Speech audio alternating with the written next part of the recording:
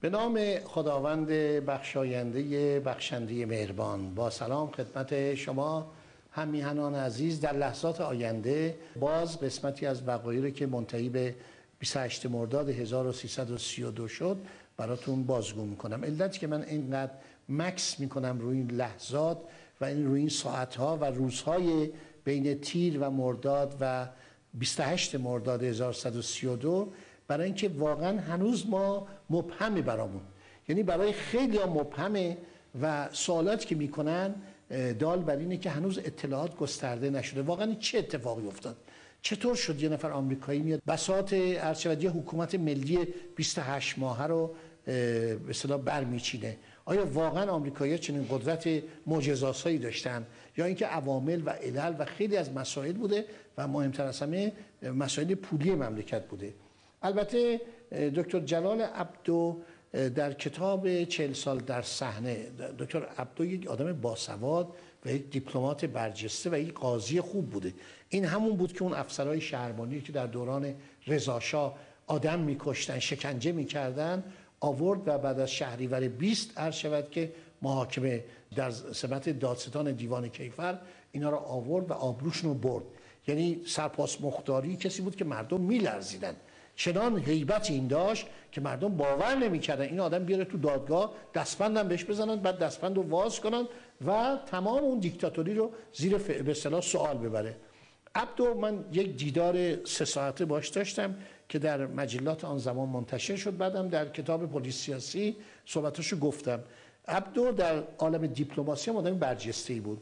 وقتی میره در آمریکا صحبتایی که میکنه خیلی از ایران دفاع میکنه و در مورد اینکه انگلیسی‌ها محموله‌های نفتی که ایران میفرستاد به ایتالیا و به ژاپن بین راه مصادره میکردن، آخر موفق میشه که از دادگاه‌های میلان و دادگاه عرض شود که توکیو رأی براءت ایران رو بگیره که آقا این نفت مال ایرانه. اینا یک اعلامیه‌ای چاپ کرده بودن تو تمام مطبوعات دنیا. نفت مسروقه شرکت آنگلو ایرانین اویل کمپانی رو عرض شود که نخرید. این نفت عرض شود که مسروقه است. IAOC یعنی آنگلو ایرانین اویل کمپانی. همه جای این دنیا این آگهی‌ها رو داده بودن، تو مطبوعات، تو تلویزیون ها بود.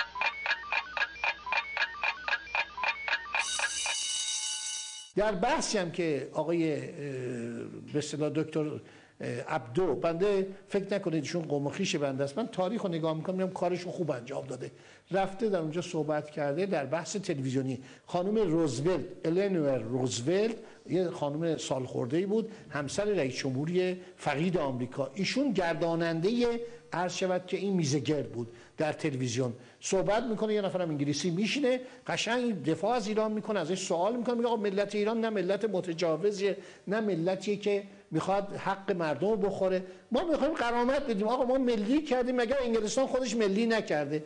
مگر خیلی از کشورها ملی نکردن؟ مگر مکزیک نفت خودشو ملی کرد که آمریکایی‌ها اونجا کار میکردن؟ شما ایراد گرفتیم، پولی به شما داد رفت، ما همین کارو میخوایم بکنیم.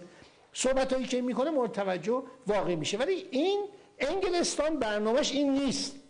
یعنی پیام هایی که میفرستن، آخرین پیامی که ترومن میفرسته، آخرین پیامی که چرچیل میفرسته برای مصدق، همش به ضرر، یعنی مصدق میره آبروش میره. اگر مصدق قبول کنه که این اصول نهگانی ملی کردن نفت خدشه‌دار بشه، یه چیزی مثل کنسرسیوم که اینا بعد از 28 مرداد این کارو کردن با قیمت خیلی کمتر. یک شخصی هست به نام سناتور رضا علی دیوانبیگی که این فوت کرده، این در خاطرات خودش در سالنامه دنیا نوشته شرایطی که در سال 1331 انگلیسی‌ها و آمریکایی‌ها پیشنهاد می‌کردن به مراتب بهتر از آنچه بود که در کنسرسیوم بر ایران تحمیل کردن. گفت خیلی به نفع ما بود. من فکر می‌کردم 50-50 ما می‌گیریم، با اون به اصطلاح خرجی که تو ایران می‌کردن شاید 60% ما به دست می‌آوردیم.